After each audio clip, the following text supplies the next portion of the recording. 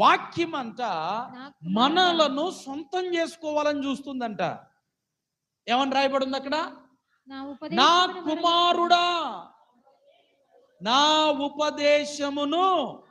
వాక్యమే మనల్ని బ్రతిమలాడుకుంటుంది. నా కుమారుడా నా ఉపదేశమును మరవద్దు.